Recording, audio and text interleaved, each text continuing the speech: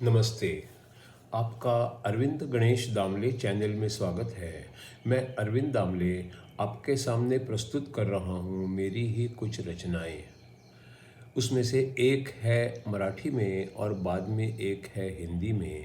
ये है इन रचनाओं का 866वां भाग। आपको ये रचनाएं पसंद आएँ तो मेरे अरविंद गणेश दामले चैनल को सब्सक्राइब करें, लाइक करें, शेयर करें और बेल आइकॉन दबाना ना भूलें। तो मेरी पहली मराठी वाली रचना है। मी म्हणालो, डॉक्टर, माझे हात थरथर कापतात आणि मला काही पकडणंच अशक्य करतात. डॉक्टर म्हणाले, तुमची प्रकृती आणि तक्रार बघून असं वाटतंय की हे दारू जास्त झाल्यामुळे होत असणार. मी म्हणालो, हे असं कसं काय शक्य आहे डॉक्टर? पूर्वी मी 5-5 पेग सहज प्यायचो आणि आता 2 पेग संपले की तिसऱ्या पेगपासूनच ती दारू खालीच सांडायला लागते. मग मला सांगा, मला दारू जास्त कशी काय होणार? दूसरी रचना है हिंदी में। निसर्ग दत्त महाराज के उनके शिष्यों के साथ के संवाद में से ये है अगला 510वां सवाल। कल्पना कीजिए, आप बहुत बीमार हैं। क्या आपको उस समय बुरा नहीं लगेगा?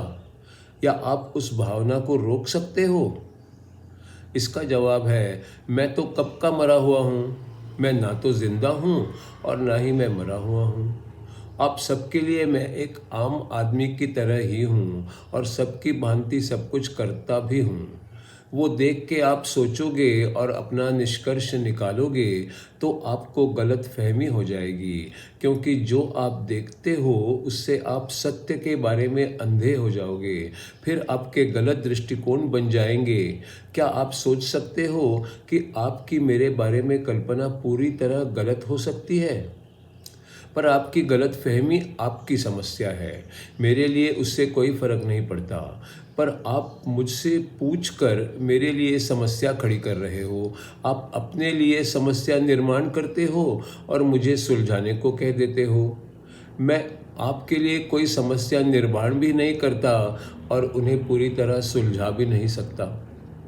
इसका अगला 511वां सवाल है। जब हम आपसे पूछते हैं कि आत्मा को, सत्य को समझने का मार्ग क्या है, तो आप बताते हो कि बुद्धि सबसे महत्वपूर्ण है। बुद्धि में मैं हूँ इस बात को रखना है और उसी में हरदम रहना है। बुद्धि का और इस सोच को संभाल के रखने का क्या नाता है? ये दोनों अगर हों तो सत्य का ज्ञान कैसे हो जाता है? मैं हूँ ऐसा विचार करने से क्या होता है? इसका जवाब है, ऐसा करने से ही देखने वाला भी बदल जाता है और उसका नज़रिया भी बदल जाता है। गलत नज़रिया ही हम और समझ के बीच का रोड़ा होता है। हमारी बुद्धि की कमज़ोरी और हमारी नज़रिए की कमज़ोरी के कारण हम जो हैं वो सही ढंग से देख नहीं पाते।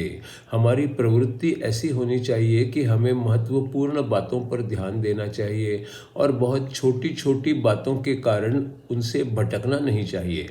तात्कालिक भावनाओं का असर हम पर नहीं पड़ना चाहिए। फिर हमारी बुद्धि उनमें नहीं अटकेगी, तब वो सच्चाई तक जा पाएगी।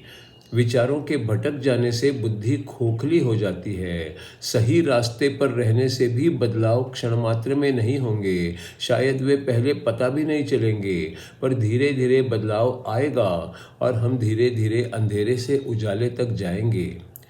ध्यान ही देने की स्थिति में उस पर पूरा ध्यान देने की स्थिति तक पहुंच जाएंगे। अगला सवाल 512वां है। क्या ये सब बदलाव मैं हूँ इस मंत्र से संभव होगा? क्या कोई किसी एक वाक्य पर एकाग्र होगा तो भी यही परिणाम होगा? क्या सत्य फिर भी प्रकट हो जाएगा? यहाँ सामने एक मेज़ है। क्या मेज़ पर एकाग्र हो जाऊँ तो क्या फिर भी सत्य प्रकट हो जाएगा? इसका जवाब है, एकाग्र होने के बारे में कहो तो उत्तर है हाँ। पर मेज़ पर एकाग्र हो जाओ तो मेज़ तो विचारों में रहेगी ना।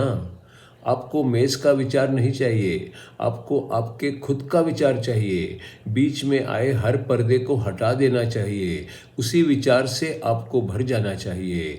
यही विचारों का मध्य बिंदु होना चाहिए और आप हैं, ये बात मन में पक्की हो जानी चाहिए। उस सत्य में आपको गहराई तक जाना चाहिए और वहीं स्थिर हो जाना चाहिए। अज्ञान को चीर कर अंदर जाना चाहिए और वहीं पर रहना चाहिए। अगला सवाल 513वां है, क्या मैं हूँ इस पर एकाग्र होने और बीच में आए पर्दों के हटने का कोई संबंध है? इसका जवाब है, गहराई तक जाने के बाद वहाँ पर डटे रहने की इच्छा बनी रहनी चाहिए।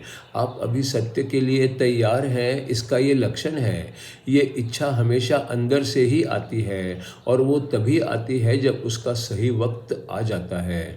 उसके पहले आपको वैसा कुछ करने की ज़रूरत ही नहीं महसूस होती और आप में उतना संयम भी नहीं होता। मैं कौन हूँ ये जान लेने की तीव्र इच्छा होती है, तभी तो डटे रहना संभव होता है। इसका अगला 514वां सवाल है, शिष्यों की इच्छा पूरी हो जाए इसके लिए क्या गुरु की कृपा जिम्मेदार नहीं है? क्या गुरु का ज्ञान से आकर्षक बना चेहरा शिष्यों को दुखों की दलदल से बाहर निकालते में समर्थ नहीं होता? इसका जवाब है, शिष्यों में जो उनका अंदरूनी गुरु होता है वही उसे बाहरी गुरु की ओर ले जाता है। अंदरूनी गुरु एक माँ की तरह होता है, उस माँ की तरह जो अपने बच्चे को पाठशाला में गुरु की ओर ले जाती है और कहती है, जाओ उन पर विश्वास करो और उनसे सीखो, क्योंकि वो तुम्हारे खुद का ही दूत है।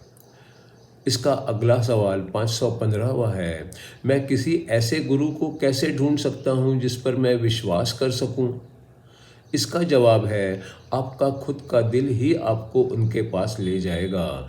ये उतना कठिन नहीं है जितना आप समझते हो, क्योंकि गुरु भी आपकी खोज करता रहता है।